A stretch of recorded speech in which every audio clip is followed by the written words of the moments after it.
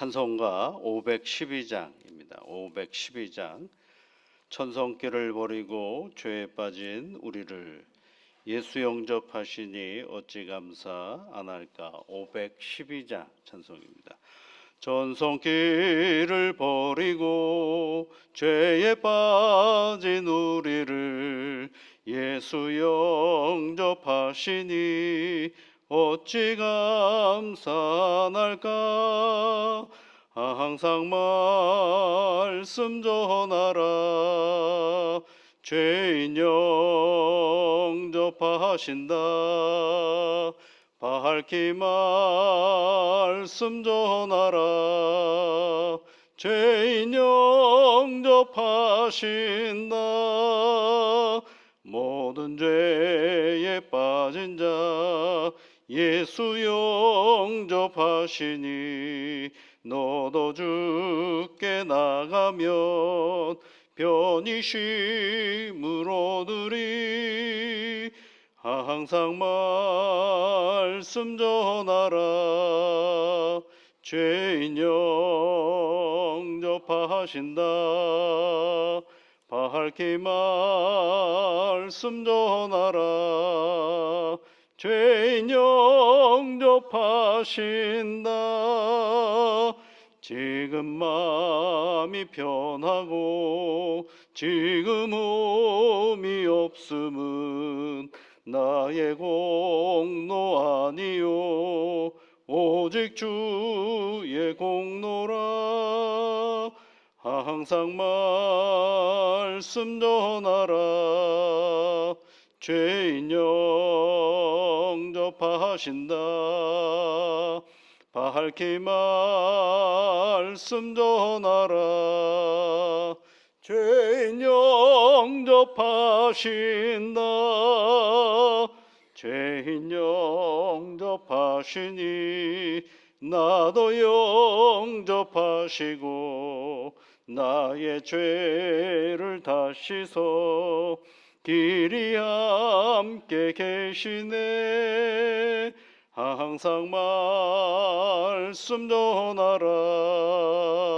죄인 영접하신다.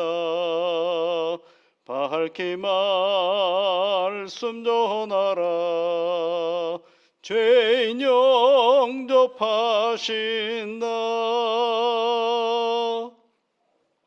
하나님 아버지, 저희들에게 새로운 날을 허락하여 주셔서 감사를 드립니다. 눈을 떠서 바라보는 모든 것들이 얼마나 새롭고 감사한 일인지 이 아침에 또 기도하며 깨닫게 됩니다. 성령 하나님, 우리가 지난 시간 동안에 이런저런 질곡과 어려움이 있었음에도 불구하고 그 모든 시간들을 늘 새롭게 바라보도록 눈을 감고 눈을 뜨는 은혜를 허락하여 주셔서 감사를 드립니다. 오늘도 여전히 우리와 함께 하시는 하나님과 동행하며 나아갈 수 있는 넉넉한 믿음을 허락하여 주시고 하나님이 우리에게 주신 모든 것을 감사의 눈으로 바라볼 수 있는 용기를 허락하여 주시옵소서. 그저 그렇게 생각할 일이 아니라 늘 똑같은 일이라고 바라볼 것이 아니라 아버지 하나님께서 내게 주신 것이 날마다 새롭고 복된 일이라는 그 분명한 사실을 오늘도 확인하며 살아가는 귀한 날이 되게 이끌어 주시옵소서. 그러기 위해서 기도합니다. 또 그러기 위해서 하나님의 말씀을 붙잡고 살아갑니다. 성령 하나님, 사랑하는 주의 자녀들의 삶의 터전을 기억하시고 복으로 인도하여 주시옵소서. 예수님 이름으로 기도하옵나이다. 아멘. 하나님의 말씀은 에스라 6장 13절부터 18절까지 말씀입니다. 에스라서 6장 13절부터 18절까지 우리 함께 같이 읽겠습니다. 다리오 왕의 조서가 내림에 유브라데 강 건너편 총독 단느네와 수달보스네와 그들의 동관들이 신속히 준행하니라. 유다 사람의 장로들이 선지자 학개와 이도의 손자 스가랴의 권면을 따랐으므로 성전 건축하는 일이 형통한지라. 이스라엘 하나님의 명령과 바사왕 고레스와 다리오와 아닥사스다의 조소를 따라 성전을 건축하며 이를 끝내되 다리오 왕 제6년 아달월 3일에 성전 일을 끝내니라. 이스라엘 자손과 제사장들과 레위 사람들과 기타 사로잡혔던 자의 자손이 즐거이 하나님의 성전 봉헌식을 행하니 하나님의 성전 봉헌식을 행할 때에 소 100마리와 순양 200마리와 어린 양 400마리를 드리고 또 이스라엘 지파의 수를 따라 순염소 12마리로 이스라엘 전체를 위하여 속죄제를 드리고 제사장은 그 분반대로 레위 사람을 그 순차대로 세워 예루살렘에서 하나님을 섬기게 하되 모세의 책에 기록된 대로 하게 하니라. 아멘. 성전이 완성된 이야기를 해주고 있습니다. 오늘 성경에 있는 말씀에 보면 13절 말씀에 신속히 준행하니라 이렇게 되어 있고요. 14절 말씀에 보면 성전 건축하는 일이 형통한지라 이런 표현이 있고요. 그다음에 16절 말씀에 보시면 자손이 즐거이 하나님의 성전 봉헌식을 행하니 이런 표현이 있죠. 이런 표현들을 보면 그동안에 하나님의 성전을 지으려고 애를 썼는데 자그마치 16년 이상, 이 완성될 때까지 약 20년이 걸린 겁니다. 예루살렘 성전을 짓고자 페르시아에서 이제 유대 땅 예루살렘으로 온 그 시간이 20년이 걸렸어요.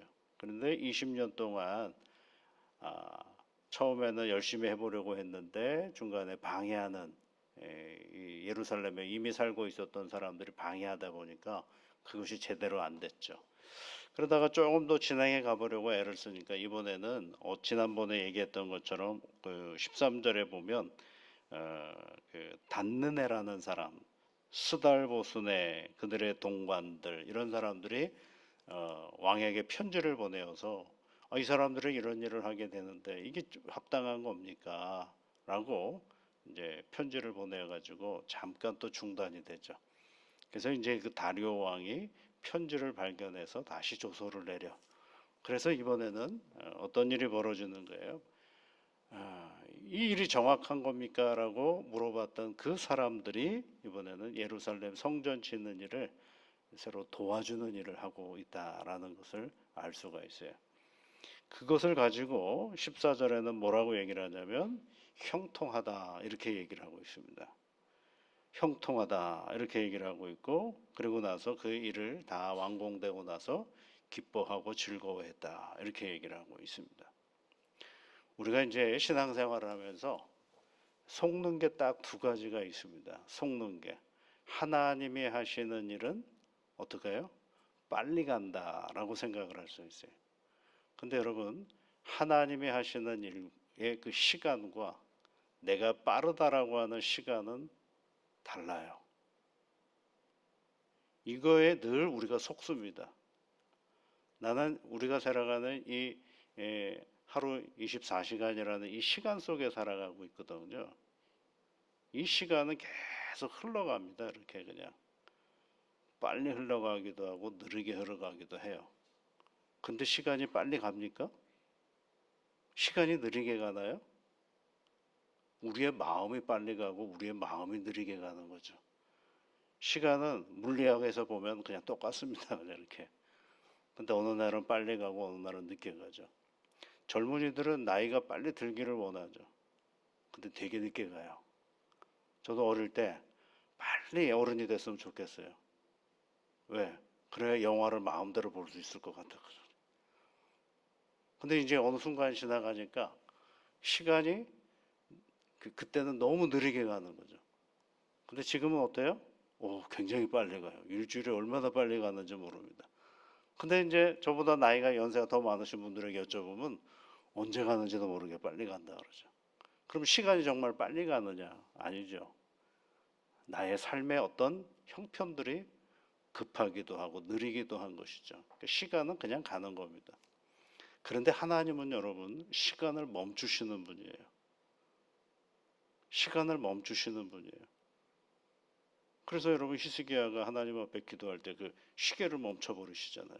그래서 뒤로 돌려버리시잖아요.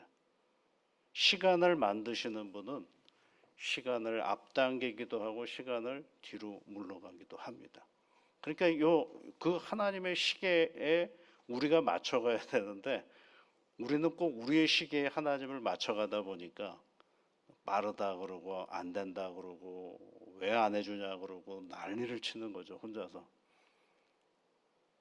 근데 오늘 성경에 보시면 여러분 그 단느네라는 사람, 그다음에 수달보스네라는 사람이 우리가 지난번에 읽어봤지만 막는 사람이었거든요.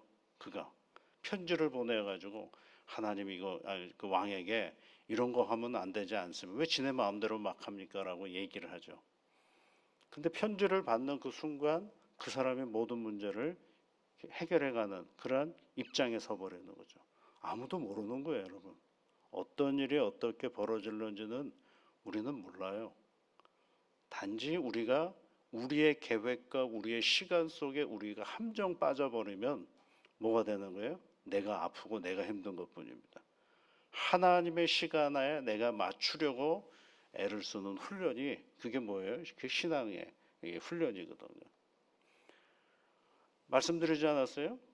가나안을 들어가는 출애굽의 역사는 출애굽은 원래 애굽에서 나왔을 때 가나안 땅으로 들어가는 그 기간은 일주일이에요. 곧바로 가면 일주일이면 갑니다. 그런데 광야 40년을 방황을 했어요. 40년을 방황한 그 시간을 가만히 따지고 보면요. 위로 갔다, 아래로 갔다, 옆으로 갔다, 좌로 갔다. 진보 나가는 게 아니라 거기서 그냥 맹맹 돌아왔어요. 그냥 희한하죠. 그런데 때가 되어서 가나안에 딱 들어가 가지고요. 가나안 안에 여러 부족들이 있는데 그 부족들을 정복하는 시간은 너무 빨라요. 또 굉장히 빨리 갑니다. 또. 그 얘기는 뭐냐면 우리가 누구와 함께 하느냐에 따라서 광야 시대 때는 그네들이 하나님을 늘 하나님이 가까이 하려고 애를 쓰지만 이 사람들은 멀리 갔던 시간들이거든요. 그 광야 시간들이. 그러니까 하나님께서 그 때가 돼서 그 가나안 땅에 들어가도록 해주셨거든요. 우리가 예수님을 믿고 살아간다라는 얘기는 복 받기 위해서 그러잖아요. 복 받기 위해서. 가장 큰 복은 뭐냐면 내가 하나님을 내 시간에 맞추려고 하는 수록 무슨 일이 벌어지기 시작하냐면 하나님을 내 시간에 맞추려고 하면 할수록 오리무중에 빠질 때가 많습니다. 내가 하나님의 시간에 나를 맞추려고 애쓸 때 거기에 여러분 여유로움과 평안함과 하나님의 은혜를 보게 되는 하나님이 어떻게 풀어가시는지를 우리가 잘 알게 되는 거죠. 그거를 아는 사람과 그거를 모르는 사람은 엄청난 질적인 삶의 차이가 있는 것을 알 수가 있게 되는 것입니다. 그래서 여러분 오늘 성경을 보시면 13절 말씀은 너무 분명하지 않습니까? 단너네와 수달보스네와 그들의 동반들은 옛날에 편지를 보내어서 이거 하면 안 된다라고 말했던 사람들이 그들이 신속하게 준행하게 하니라라고 얘기를 하고 있다라는 것입니다. 어디서 어떻게 어떤 일이 벌어질는지는 아무도 모릅니다. 우리는 그저 하나님의 시간에 나를 차근차근 맞추어서 이 믿음의 길을 걸어가는 것입니다. 그랬더니 이제 14절에는 뭐라고 되어 있어요? 성전 건축하는 일이 형통한지라라고 얘기를 하고 있어요. 형통이라는 말은 모든 일이 순조롭게 진행된다라는 것입니다. 근데 여러분 순조롭다라는 말을 앞서 말씀드린 것처럼 내 관점에서 해석을 해버리면 오산이 많습니다. 아무 문제가 없는 게 아니거든요. 순조롭다라는 얘기는 그런 모든 문제 가운데 누구 함께 하시느냐 하면 하나님과 함께 하시는 것을 확인하는 시간이 형통입니다. 요셉의 이야기를 쭉 읽다가 보면 하나님께서 요셉과 형통하신지라라는 말이 엄청나게 많아요. 그런데 그 요셉과 함께 형통하셨다라는 말을 어디다 썼냐면 보디발의 집에 종으로 있을 때. 그게 뭐가 형통한 것입니까, 여러분? 아버지 집에 있는 게 형통한 것이죠. 근데 또 어디에 형통하다라는 말이 쓰이느냐 하면 그 보디발의 아내의 유혹을 뿌리쳐가지고 감옥에 가잖아요. 감옥에 가 있을 때 형통하다라고 또 얘기를 해요. 감옥에 가 있는데 뭐가 형통해요? 엄청난 고난이고 문제죠. 그런데 거기에서 형통하다라는 말을 쓰는 모든 여호와 하나님께서 요셉과 함께 하셨다라고 말씀하고 있는 것이죠. 문제가 없는 게 형통한 게 아니라 그 문제 가운데 하나님께서 함께하고 계시다라는 것을 아는 것이 형통함입니다. 그것을 우리가 잘 알면 두려워할 것도 없고 염려할 것도 없고 근심할 것도 없습니다. 때로는 그냥 그분이 하시는 일에 내가 잘 맞추어 가면 되고 내 자리를 잘 지키고 있으면 됩니다. 그러면 하나님께서 이렇게 저렇게 그 문제 가운데 우리를 해결해 가시고 이끌어 가시는 분이죠. 여러분 오늘 여러분이 살아가는 삶의 자리에서 막 마음 졸이고 있는 그 무언가가 있다고 한다면 먼저는 밥상을 잘 차리십시오. 그리고 따뜻한 밥 한 그릇 먹고 그리고 생각해 보십시오. 그러면 시간이 지나면 지날수록 결국은 하나님은 무언가를 하고 계시다라는 사실을 그때 알게 됩니다. 그렇게 할 수 있을 때 누가 곁에 계시다라는 걸 알 수 있게 되냐면 하나님이 나와 함께 하시다라는 것을 알 수 있게 되는 것입니다.